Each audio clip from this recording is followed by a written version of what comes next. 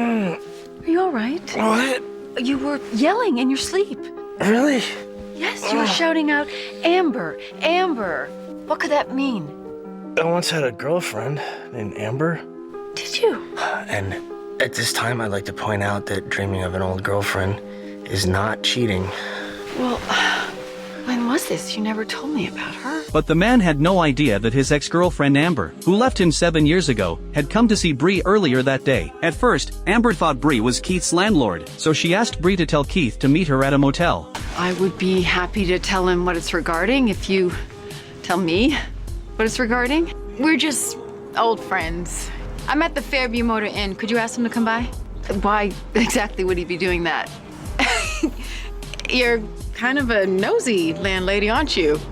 I'm not his landlady, I'm his girlfriend. Bree had no idea what was going on, so she had no choice but to tell Amber who she really was. But after hearing that, Amber suddenly lost control. Of course he does. Are you all right? Yeah, I'm fine. You know what? Don't even tell him I came by. There's no message. Sorry to disturb you.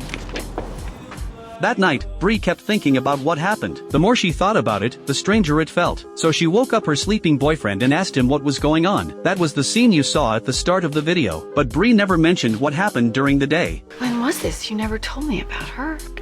I don't know, 7 years ago? 7 years? Was it serious? We lived together for 3 years. So you were in love with her? Well, yeah, until she left me. So she left you. The next morning, she went to the motel alone and found Amber. She could not figure out what this woman really wanted, until she saw a 6-year-old boy inside the room. How old is Charlie? 6. Amber told Bree that after leaving Keith, she found out she was pregnant, so she raised the child alone. But recently, the little boy kept asking questions about his dad. She could no longer avoid the truth like she did before. That was why she came to see Keith. I know I owe it to Charlie to tell Keith. It's just, I don't think I can do it. Would you like me to? You would do that? I think I have to. That night at dinner, Bree carefully asked her boyfriend a question. I know you had said that you were okay with not being able to have a child. Is that still the case?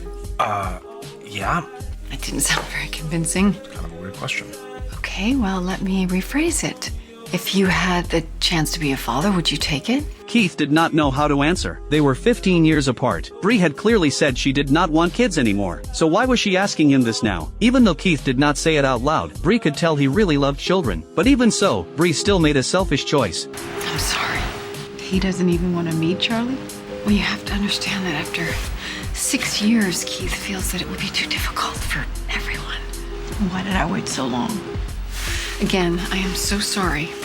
To comfort Amber, Bree gave her a check, but she had no idea this one action would change everything. That night, Amber showed up at Bree's door. It turned out the check Bree gave her would not clear for 5 days, but Amber had some bills that needed to be paid the next day, so she wanted Bree to give her a cashable check instead. The two women agreed to meet at a restaurant across from the bank at 2 p.m. the next day. Before leaving, Amber handed Bree a photo of Charlie. She knew Keith did not want to admit the boy was his son, but she still hoped he could see what his child looked like. The next day, Bree brought another check. While Amber went to the bank to get the money, she left Charlie with Bree for a while. But what happened next shocked everyone. Keith suddenly showed up at the restaurant. Without saying a word, he started playing with the little boy. Watching the father and son laughing together, Bree could not help feeling heartbroken. Poor Keith still had no idea that Charlie was his own son. After spending all his coins, he left the restaurant. After that day, Bree started struggling with a painful choice. On one side was the happiness she saw when Keith was with Charlie. On the other side was her own future happiness. Should she bring them together or keep the truth hidden? I'm sorry, I should have given this to you before.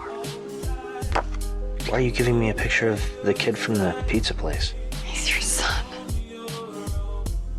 After learning the truth, Keith met Charlie again. The father and son had an amazing time together, but sadly, their time was too short. When Keith was a child, his father was always away because of the military. He once promised himself that his own son would never go through the same pain, but now, he had become just like his father. That night, Keith carefully asked Bree if she could move with him to Florida. I think I can't.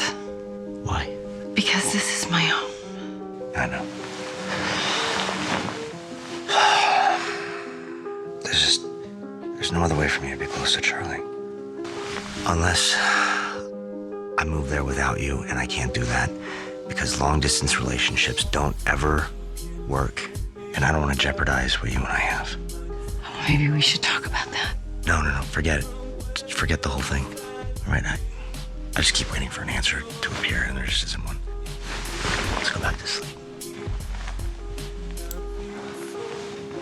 Seeing her boyfriend slowly losing himself, Bree finally made a painful decision. She chose to give him the life he truly wanted. At least they could keep one unforgettable and beautiful memory together. From the first day we met, I have been pretending that our age difference doesn't mean anything. Because it doesn't.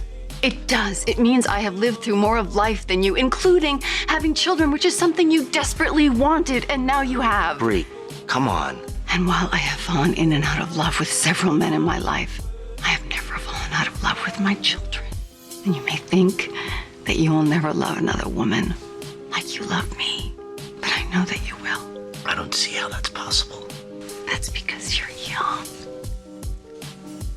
You have given me so much, Keith.